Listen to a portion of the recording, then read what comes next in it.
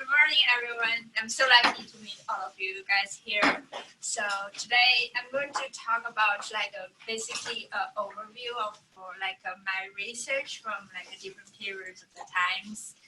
And if everyone's background was in computer science, right?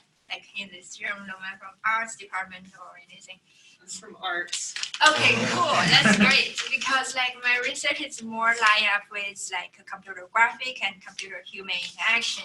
So even for someone's background is not from computer graphic can still understand what's actually going on. So yeah, here is a time I've been spent. Most of the time I spent is at the University College London in England, which is I did my master PhD and then a postdoc for a little bit of time, and then I moved to the Disney research for 2.5 years. So today I'm going to talk about how to be using a virtual reality or computer graphic to actually bring everyone together, even though someone was probably at a remote locations. For example, if someone in a different country can still join the conferencing, and how to make this experience better. So the talk, everyone can see this, right? So basically divided into several aspects. First of all, it's using a novel type of the display. Today in the morning, I'm so lucky to see the steep slab, to see a lot of display already. And maybe this display work can getting some connection between the display, a large display and a high resolution image here. And then our display is mainly focused on how to improve the teleconferencing experience by using different type of the display type, but not this a traditional one. But for example, I will show you different kind of the display later on. And then moving a little bit a humanoid robot. And it's not really for the robotic work, but from computer aspect to see as a robot, as a virtual avatar, and how does this have been to connecting with the people. And then the virtual avatar is right after my graduation, I've been switching my main research focus on the virtual human. Because it's a kind of cool stuff to do because it's like us, but it's a virtual when people can interact with them. And then some mixed reality stuff as well. Okay, so here is a novel display, and here is this slide is just overview of the different display I've been involved with, and more detailed stuff you can search my name, and there was papers, and then each of the display, how it's being built, how it's being worked, how it's being evaluated, will be on that. But today, since it's everyone's here, I'd like to share more stuff with how it's actually be used, and everyone from different background can understand what's actually going on. Okay, so why we're doing this? In terms of the the displays, the whole motivation of this, why we're building a novel display in order to improve the teleconferencing experience is because of Mona Lisa effect. So everyone inside of this room, if you look at the Mona Lisa's image, you can feel like Mona Lisa is actually looking at you, no matter where you will actually sit. So this is actually causing a problem because, for example, I'm here today and I'm pointing to different persons. Everyone inside of this room knows whom I'm actually pointing to. Say if I ask someone to answer a question, everybody in this room know whom I'm actually asking for. However, if this happening for the a Zoom in the remote destination, if I'm pointing to someone, if I point into a camera, everyone in the remote room will feel like I'm actually pointing to them.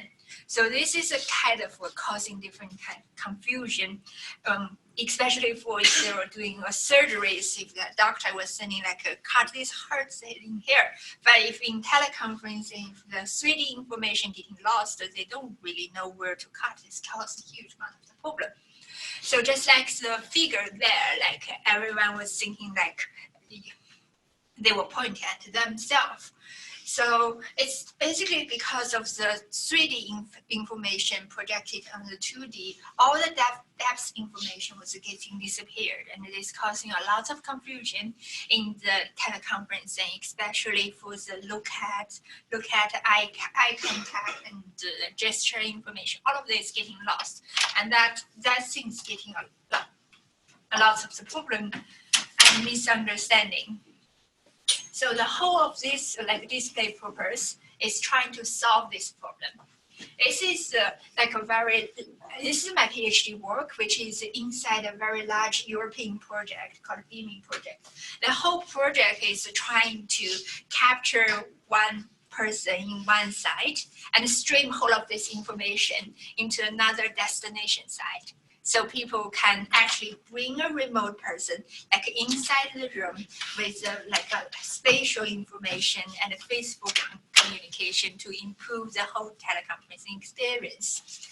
And it's involving a lot of universities and lots of the labs as well. But what I did is only for the display to situate that remote person actually situated that remote person into a local room.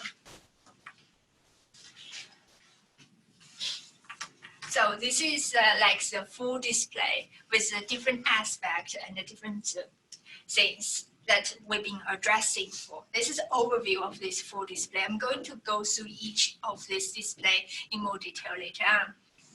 And all of this display, the highlights for this display is instead of this 2D a computer screen, they were a non-planar display so that it can preserve the gaze, eye contact, and the gesture informations so people can know actually where I'm talking to, whom I'm actually looking at. And also, some of them was used for the multiple users, like the scope of the conference. Some of them for the single users, and some of them for the stereo view, and also some of them instead of using a virtual, a video streaming, we present a virtual avatar to save the bandwidth of the streaming data. So there was a different aspect of these displays, and I'm going to go through each of them in more detail. So the first one is a spherical display that's trying to preserve the gaze direction. And the idea how we're doing it is use a ray of the camera to capture the remote person, and then to stream of this information to the local destination to based on the remote person's correct direction. And we stream one of them finally showed up on a spherical display. The reason we use the spherical display is we can more the people situated in the teleconferencing room and get all the the look at information getting physically to be presented. To build up this, it's this project was back in the 2012. At that time, we nobody there were Unities, but not many people using Unities. We're still using C++ and OpenGL to do most of the work. And so, in order to presenting a 2D image on the spherical display, we need to some image wrapping stuff to eventually project it like a head instead of the flat image. So we use some computer graphic technology like projective texture, environment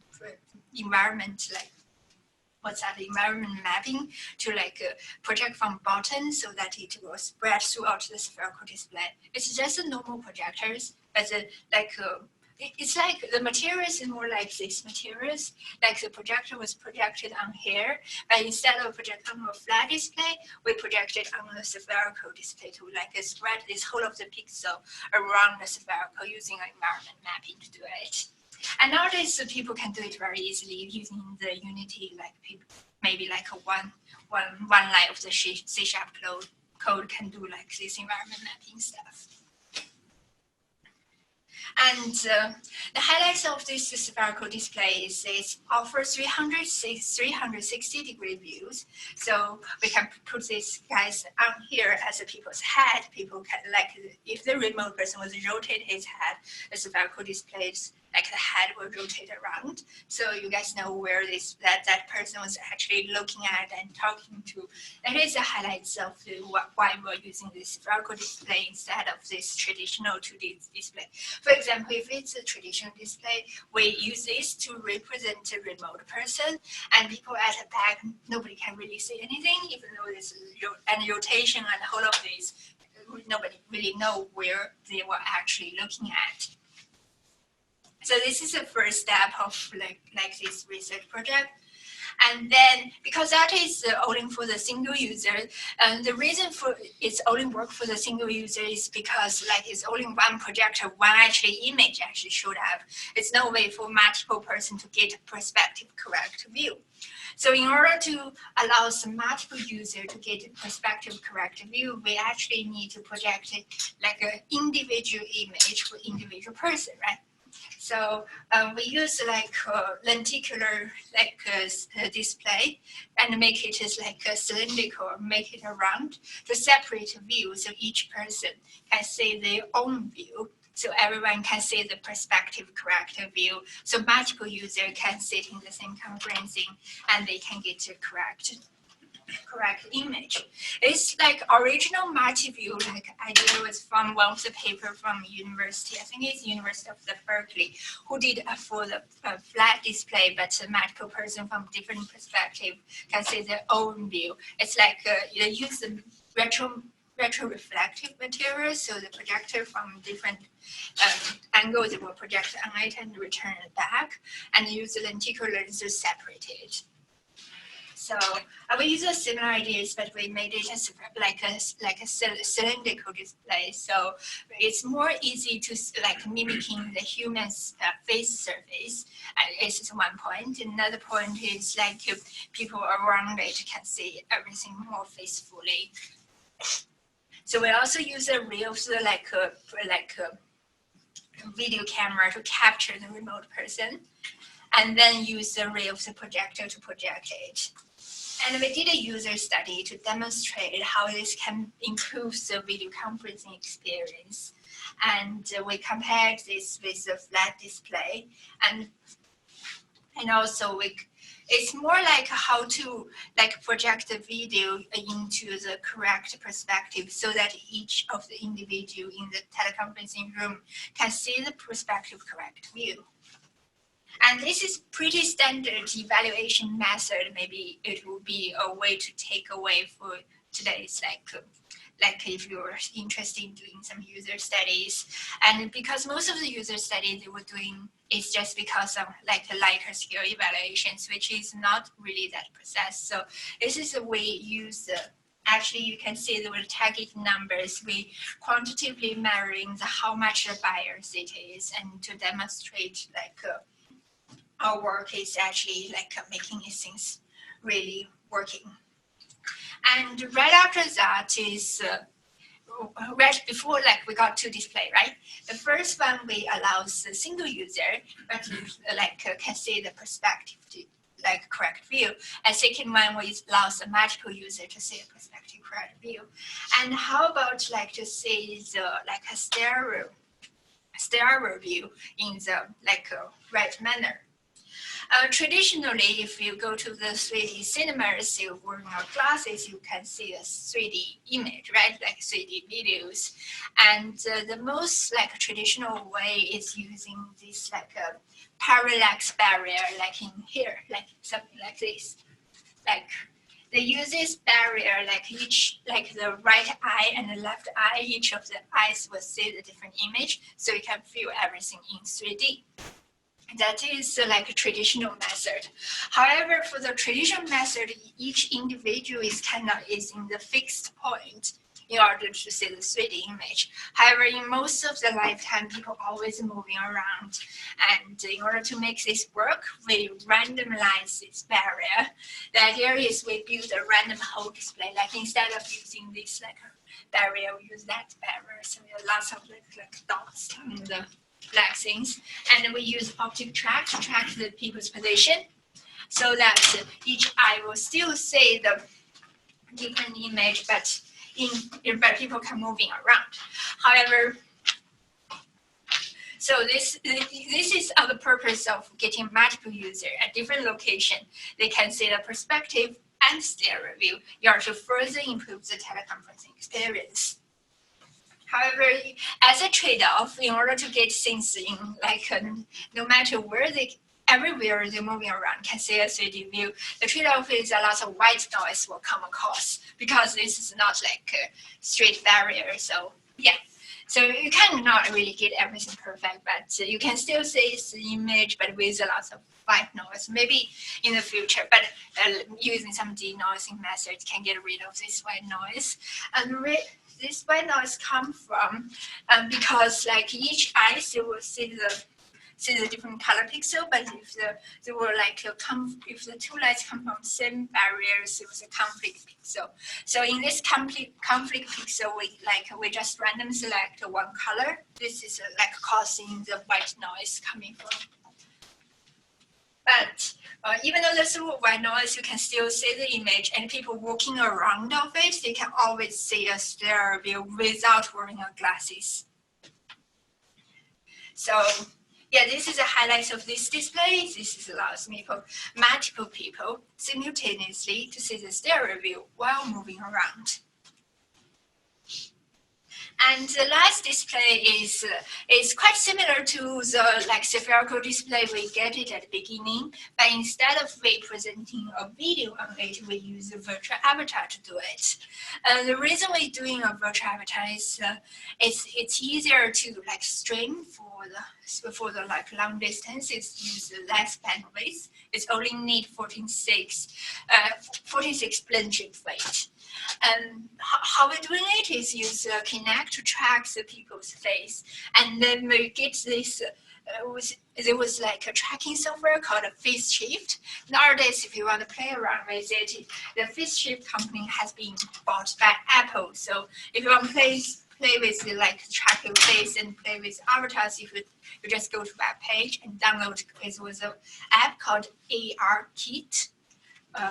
Okay, there's no pen, but you can remember it's called AR-Kit, and you can play around it. That's the same function.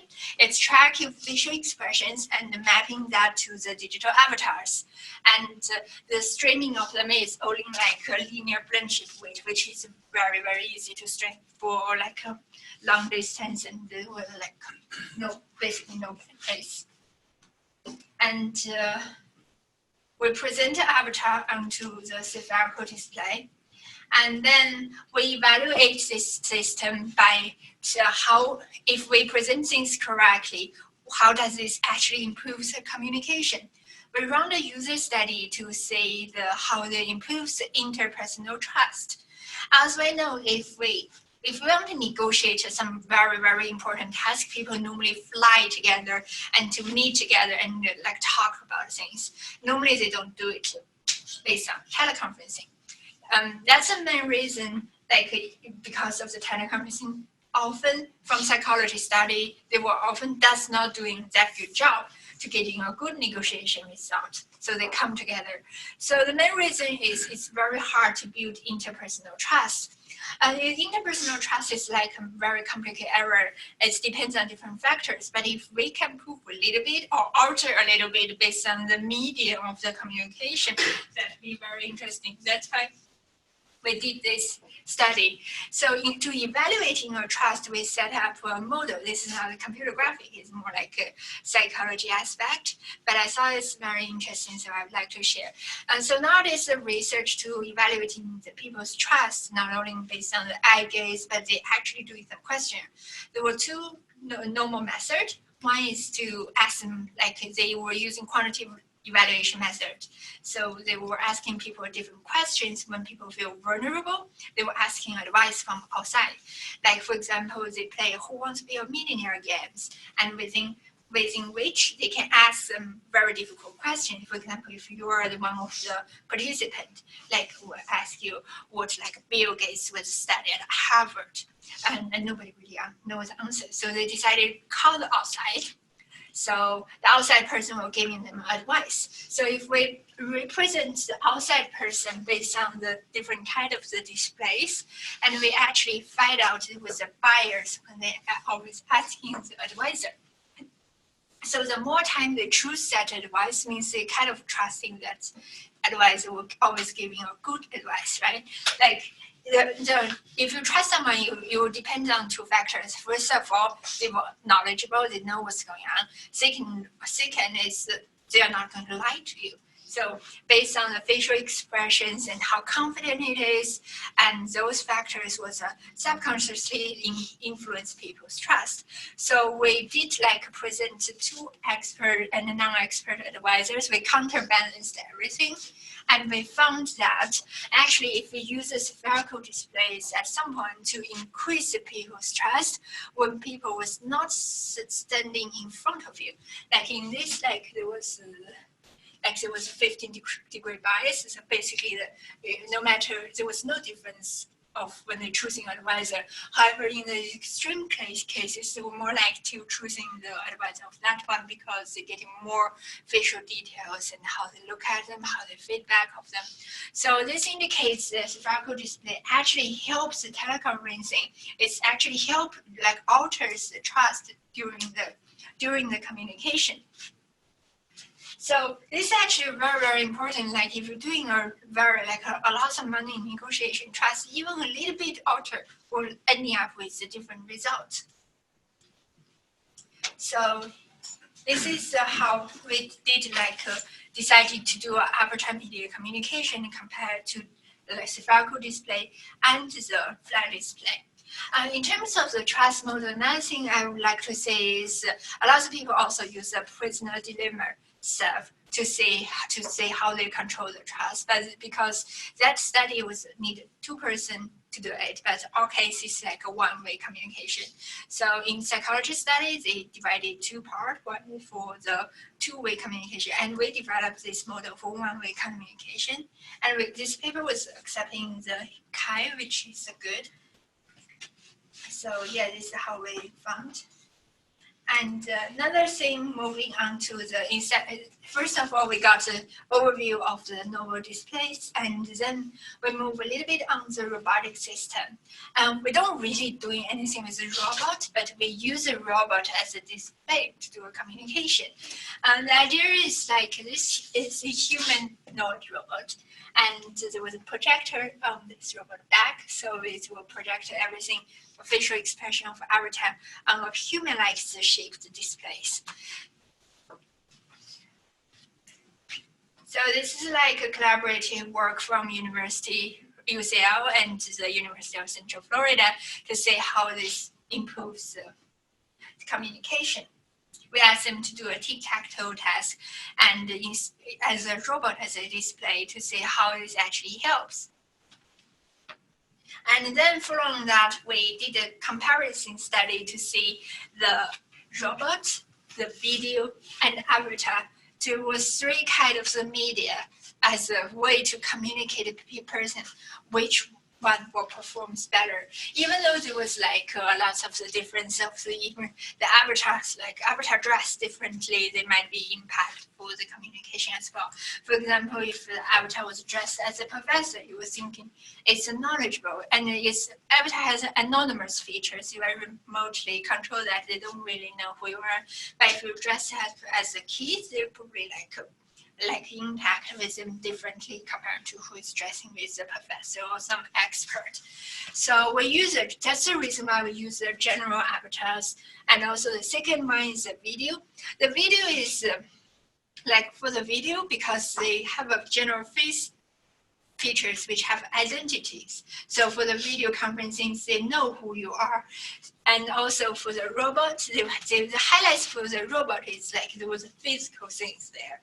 And we run the user study to demonstrate that how they help the communication. What we actually found is the video and the robot was demonstrate similar level of the communication, which is better than the avatars. From our understanding is maybe a physical embodiment of the a robot can actually help for the communications and compared to the virtual avatars, even because both avatar and the robot was anonymous features, but during the communications, they were actually some subconsciously change people's mind. So we also use a similar method as evaluation method to see how they actually change the people's communication qualities in terms of the trust, in terms of eye contact. So So yeah, this is the things I would like to say. Is in the future, they might right now like with the 5G internet or different kind of the video or audio teleconferencing, but what will be in the future, like the communication channel would be. Like human beings have the eyesight, they have heard and they smell things differently, they want to touch people, and they taste sometimes differently. So in the future, the communication channel probably become 5 channel instead of just like the image and also the audio. This is like we're trying to think maybe next generation of the teleconferencing or next generation of the communication channel, like whole network will be like if you can smell things differently. This is the things also happening in the Disneyland when you go to like a different kind of the ride. You can even feel that some water like falling on your head, or some rides will present you different kind of smell, like if you're visiting the California Adventureland, there was like a store like asking you, show you around the world, and in different locations they can provide you different kind of the smell and sense. Like if you go to some like Africa and you smell some wildlife, those kind of things. It improves kind of the immersive experience, and also it's building like make yourself more like connect to the like real environment. And also, for example, here it's very cold, but you talk to the person who is in the California, this will be more hot. And if the room temperature can be adjusted based on that, the communication might be altered a little bit as well. So that might be interesting. For example, if the people in the same like a kind of the, for example, if you want to sell something, sell ice cream or something similar, if you're in a cold environment, you probably don't really want to buy that. But if you alter the temperature of the communication channels, it might be change the people's behavior as well. Okay, so actually there were already some study like a very little bit of study has been showed up. For example, there was a bubble machine which was built by the Bristol University in England. The idea is like this bubble machine will like have a different scent of the bubbles that controlled by the remote position. So they can, if you want to buy a perfume, you can smell it, whether you want to buy it or not, but you don't really need to walk to the shop to actually doing it. So yeah, this is basically about the previous couple of the slides is basically about the remote communication channels and how it might be in the future. So let's move on to the next topic. It's about avatar in the virtual environment. So there was this right after my PhD, I'm moving into the avatar representation to the virtual environment and the mixed reality environment. Okay, also the motivation why we're doing it. It's back into years of the 2016 when the Facebook bought the Oculus, getting like all of this like headset become relatively cheap, like everyone can actually buy it. However, when people wearing this headset, they don't see their own body anymore. For example, if you're wearing a headset, you feel like you're floating in the air, and sometimes you feel nervous. That's why we're thinking about if we build a virtual avatar inside of this headset, represent yourself. This will be improve a lot of like your experience while doing different kind of tasks. This is the whole motivation of this project, and we look at different aspects how this actually helps. You can see the Oculus doing these things. They only have a three points tracking, like we're using our Oculus Quest or Oculus headset. They only have a head and two of these hands. And the main reason for the Oculus they didn't develop the whole body is the lack of the tracking information. And even though they can use the inverse kinematic to moving avatar working, but this like only based on 3-point tracking, it's not that precise. But I think nowadays, the next generation of Oculus, they might using some machine learning technology to predict the people's behavior so that to embody a real virtual avatar inside. But they didn't really, like the research is on that topic, but they didn't commercialize at the moment. But this has bring to a problem is if they don't have the body of themselves, they only know where they're approximately, are in a collaborative virtual environment, they will be causing a problem because I have an avatar and they have an avatar. If we're collaborating a task together, we might bump into each other, and also in the virtual space, of course. And so,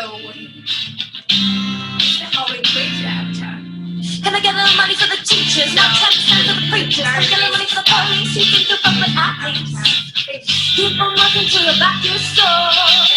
But I want more. They can take your car and take your home. Take away everything you thought you ever owned. And next slide is Free. Can we get no going car and take your home? Take away everything you thought you ever owned. Is that the price of being free? I've been working. So this need a lot of equipment like OptiTrack, which is normally people don't really want it, and they don't really want to work in that like this suit. So we use a better version of the simple version actually to track the person nowadays. Is if we use the vibes, we can stick 2 trackers on each of the feet and use the inverse kinematic to create an avatar. So this is alternative way to do it. From technology aspect, it's basically we want to create a better avatar inside of head-mounted display so that it can improve the people's immersive and collaborative experience. So we did different kind of the study to demonstrate that avatar actually helps the collaboration. And this is one of the examples how we're doing it. The task is ask 2 people to play these jigsaws in the virtual environment. And we ask them to do a competitive task and a collaborative task. And we found that with avatars, and this is we compare 3 conditions with the real scenario and the virtual scenario with virtual avatars, and this is commercialized without avatars. We found that during the collaborative task, with avatars, people were more easy to gesture in it. Like it says, I will pick this piece, and you do that piece. It's more easy to come. Like they're doing this, that, instead of actually like moving the piece. They're doing a lot of pointing. However, without these avatars, they always like to touch the piece and say this checking, which is to slow down the collaboration in the process. And because in real life we're collaborating with a lot of things, we're just pointing this as that. And but in the virtual environment, if there was no avatars, people will talk more and describe more, which is slow down the whole process. However, during competitive tasks, they use their virtual body to hide their own information, like they hide things. And even though it's a virtual, they still believe that's actually part of themselves. So, and another one is this is the first like why we're using avatar. Another thing is really interesting is that the avatars is actually become part of yourself. Like we done another study is based on the cognitive load. From psychology aspect, when the people speak, if they're gesturing a lot, it can actually relieve the people's memory so that they can remember more things in their mind. If they don't gesture, they will really like remember less stuff. So that's why people doing gestures, they do a lot, when they're explaining things, they do a lot of gestures. They actually subconsciously, they can remember, the brain has been separated with different part. And when the gesturing automatically, they were like in another part of the brain have more room actually can work.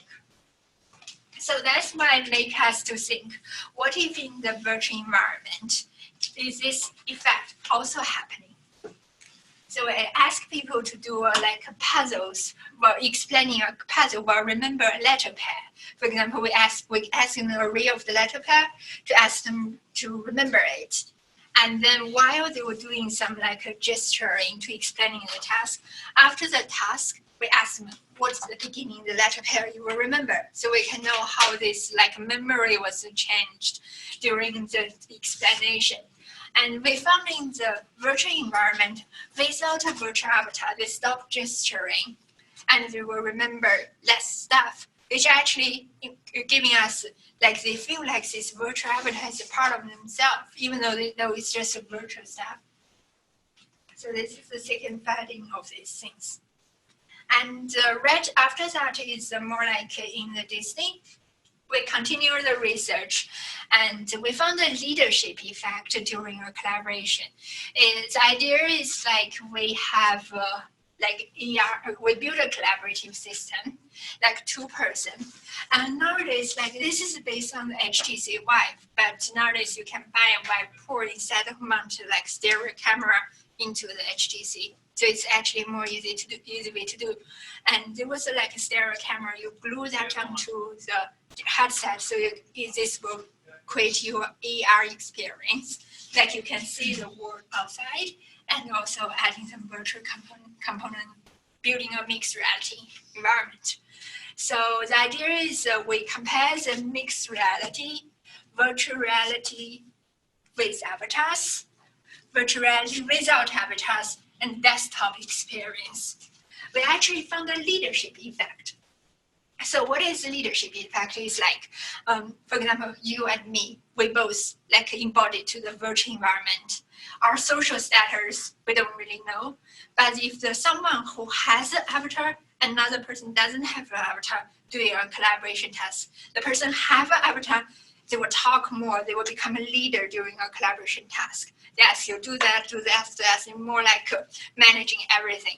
The person doesn't have avatars, for example, in this no avatar conditions or the desktop condition, they're more likely subconsciously become a follower, even though like someone might be a lab director, but they were in the no avatar conditions. They're still not directing anything, but some like interns will speak a lot if they have a virtual avatar. So this is actually changes people's behavior based on different kind of formatting. So on the top line, we all of them will use like the one kind of the AI experience.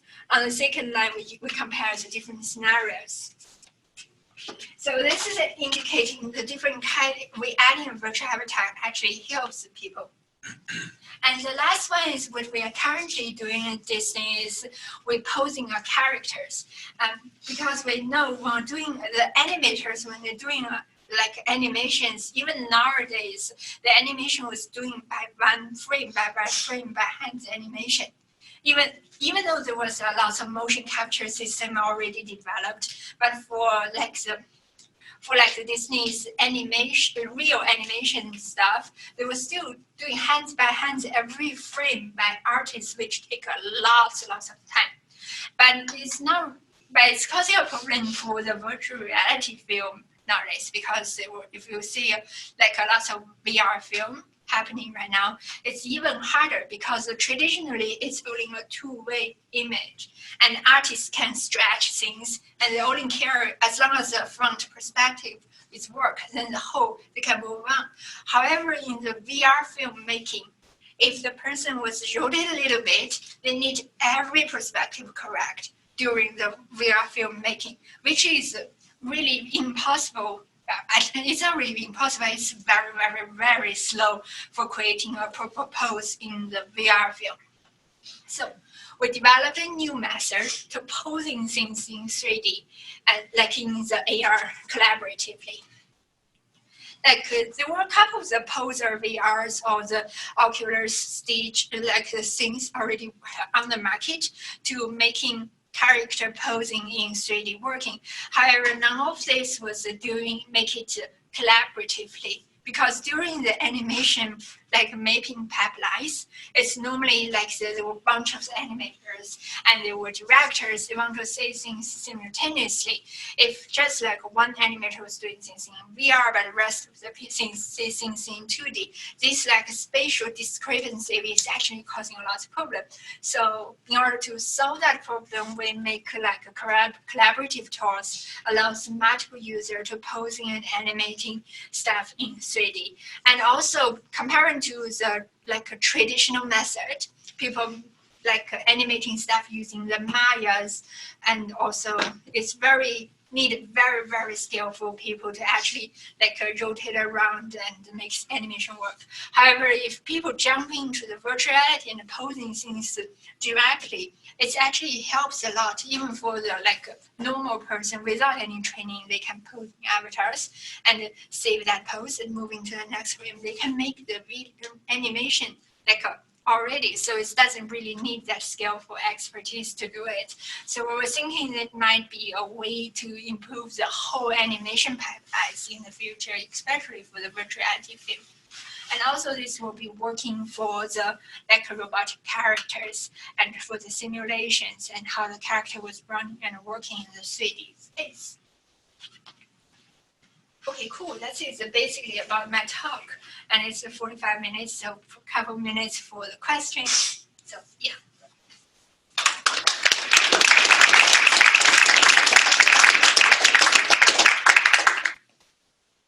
Do people have questions? Go ahead.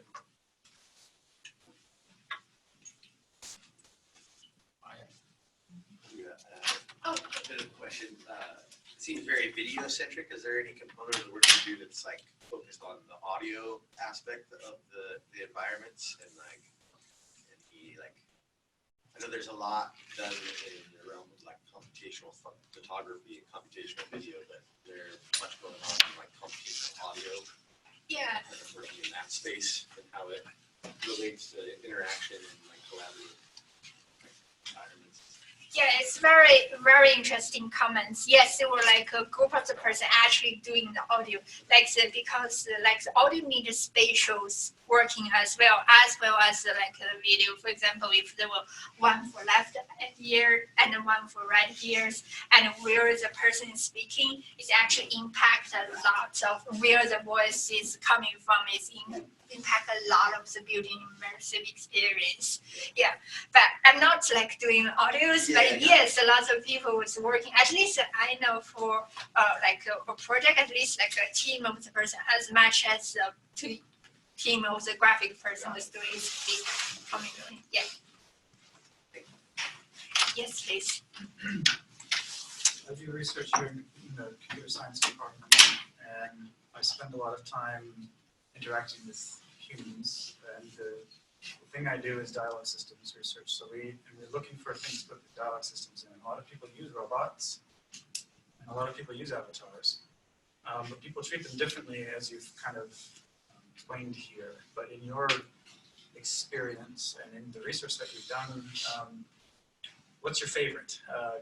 Would your other people be in an avatar, or people be in a robot? Because it sounds like an avatar, you have a little bit, way more degrees of freedom on what you can do with it, and that it's more representative of the person who's speaking. Whereas a robot is maybe harder. You have to take kind of something from off the shelf, or maybe you can design your own. Or if you're Ishigudo, you make one that looks just exactly like yourself, and that freaks everyone out. Why spend one time doing one versus the other in your particular line of research? For me, most of my research is what is on the virtual avatar aspect, because it's more easy to control. Yes, you're right. And people wearing a headset, they can doing a simulation. Like if you're doing a dialogue conversations, and if you want to faithfully getting that mouse was moving around and getting these things more faithfully, it's basically nowadays I think the robotic technology is not really supporting that. I think this only work for the avatars. And also there was a robot that actually can do it is from the engineering arts. Instead of they're completely using robots, they have a robot face, but projected the image from the back. Yeah, so that's Gabriel's stuff. Yes, so they can still getting a robot similar to the avatars instead of wearing a headset. Because the highlight of the using avatars, you can see things in 3D, right? We need to see things in 3D, but people need to wear a headset, which a lot of people don't really like it, to be honest. And that's why they decided to use a robot and project it to simulate a face. So it's have a pros and cons as usual. But for a simple simulation, it's just wearing a headset. You see a very you can see there was a curve of the a different kind of avatars. There was an uncanny curve, right? I was going to ask that next. I'm glad you're going there. Yes. Carry on. Yeah, and it's nowadays the digital avatars, they already overcomes uncanny many effects. So if you want very, very high fidelity avatars, and which actually work with avatars. However, the robots, they can build a cute robots to do it, but it's actually biased some part of the results. It overcomes the uncanny valley. Yes, Is it that was. because they know there's someone behind it controlling it and it's not automated on its own? And Or is it? there were different kinds, and nowadays there was a company called Tencent company, which in the AI lab, which was situated in Seattle. It's a Chinese company, but the lab was in Seattle called Tencent. They build very, very high fidelity, based on machine learning avatars, which you can speak to them and they will speak back to you. I think it's more related to the natural language processing and those kind of stuff. And they based on two kinds of things. One is based on a very, very humanoid, very digital humans, as if we are, and in 3D.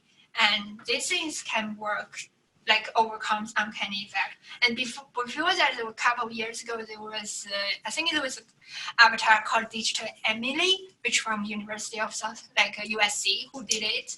And their avatar is it's static avatars, controlled, but not the interactive ones.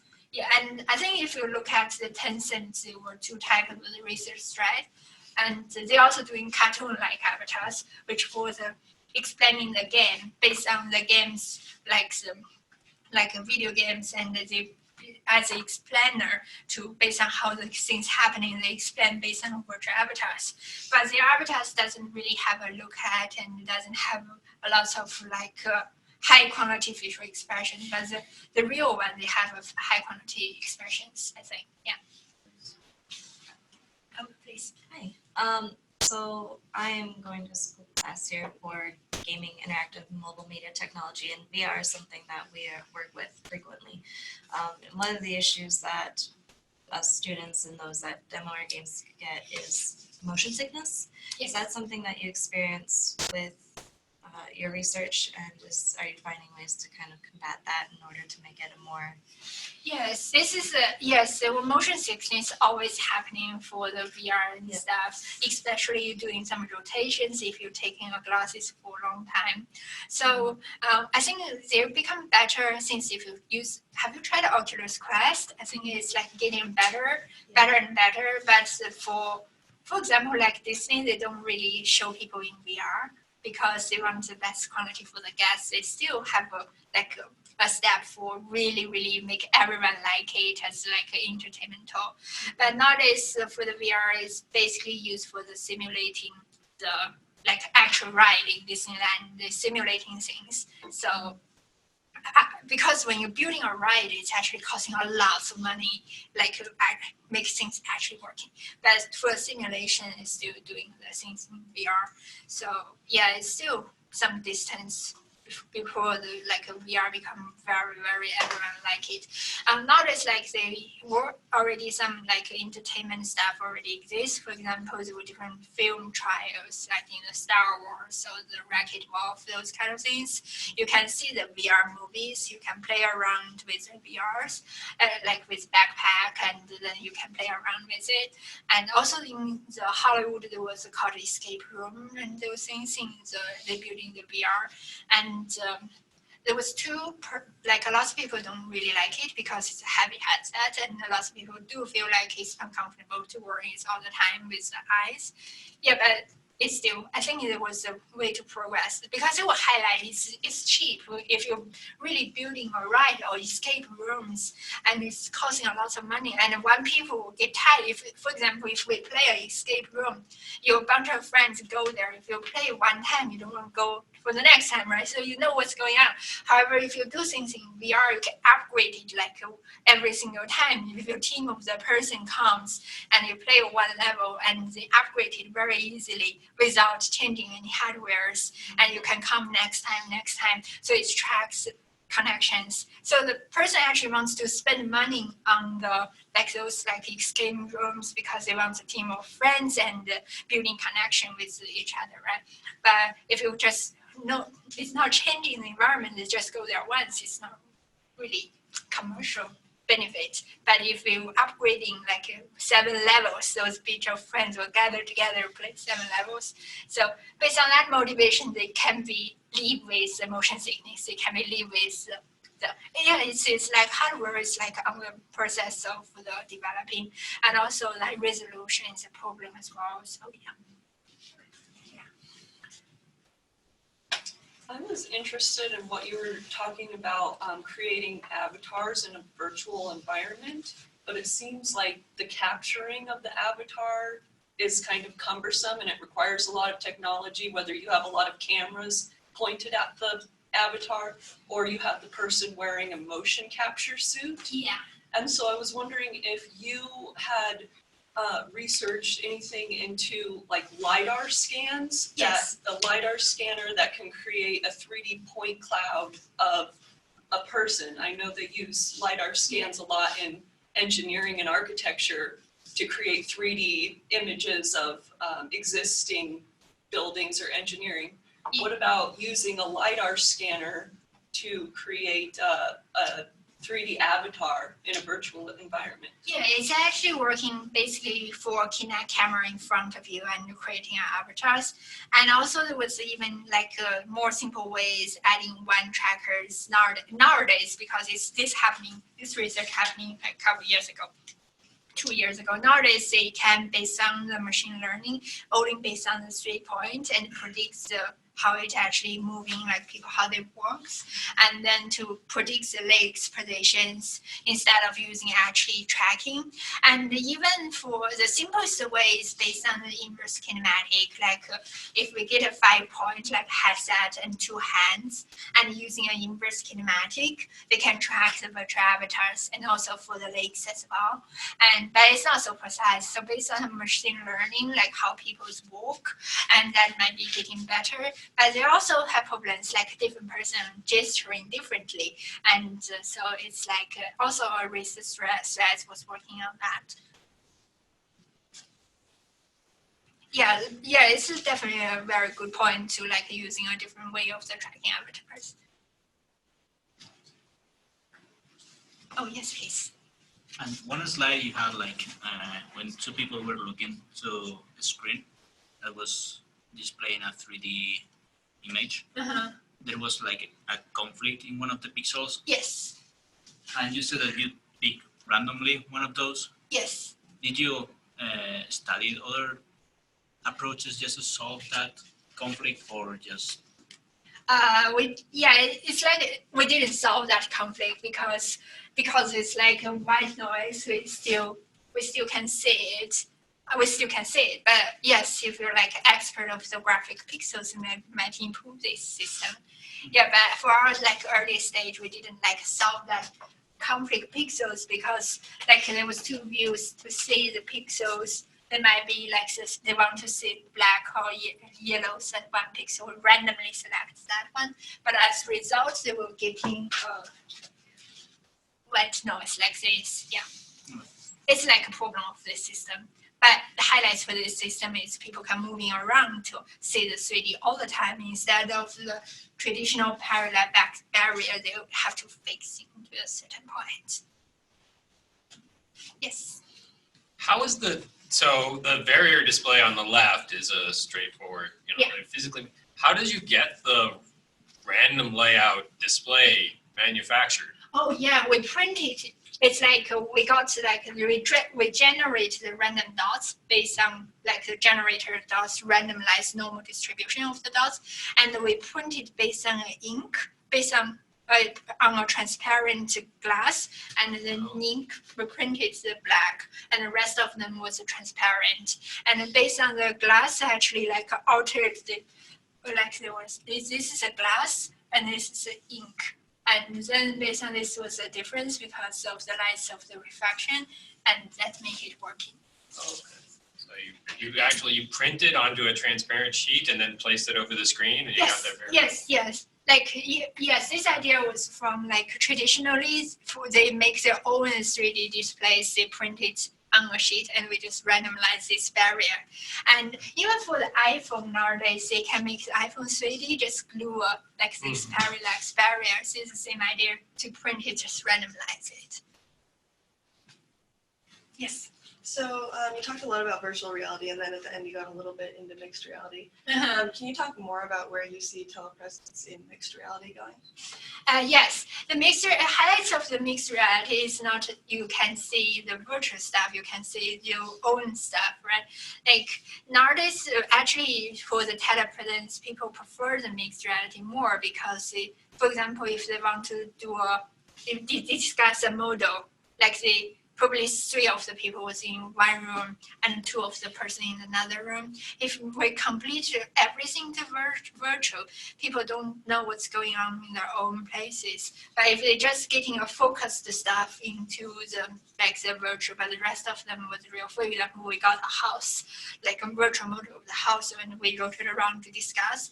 And because the virtual reality and mixed reality has its nature of collaboration and has its nature in 3D, has its nature for the different perspective, can see the perspective view, and it's easier for collaborations, right? Like it's just a model, and then everyone from can linking using the photon network or the Unity UNet can see that code already. However, if you're using like a video or those kind of things, it's not really working for the 3D. For example, if we want 3 persons video to share together, we at least need it goes quadratically, like if as person goes more to see everything into collaboration. However, if we're doing the virtual environment, we just share the things, and it's the number of the bandwidth streaming is not goes quadratically. That's why this in 3D. And when you're in the virtual environment for a long time, you feel kind of more frustrated than the AR or the mixed reality, because the AR glasses you can still, like you can drink coffee, well explained, but in the virtual environment you don't know where is the virtual cup in your real office are. So yeah, that's why the people more prefer to using a light mixed reality glasses such as the HoloLens, but the HoloLens doesn't really work that much well. So I think the Magic Leap, another company called Unreal, there was an AR device which does a way better job than the mixed, like the HoloLens, and it's more light. People can for example, I think in the future maybe like Apple was developing something in the AR as well. Like they have an Apple Watch and they have AR glasses and look at the watch. They will sign up like this. And like people in the future might be like just wearing AR glasses, they can type and some like AR stuff can show around in 3D. So they can do into these things and talk about 3D things for people to share the information in different locations and getting a spatial information right, because they see things in 3D, you want a different angle to see things right. Yes, please. I had a question about one of the last slides about mixed reality and kind of 3D modeling and animation. So for someone like me, who's not really trained in like Blender or Maya or something, yes, like that seems like a really cool and intuitive way to kind of get something moving. I was wondering if it was used in if it's currently implemented like a professional environment, if animators like kind of find any like advantages versus traditional tools.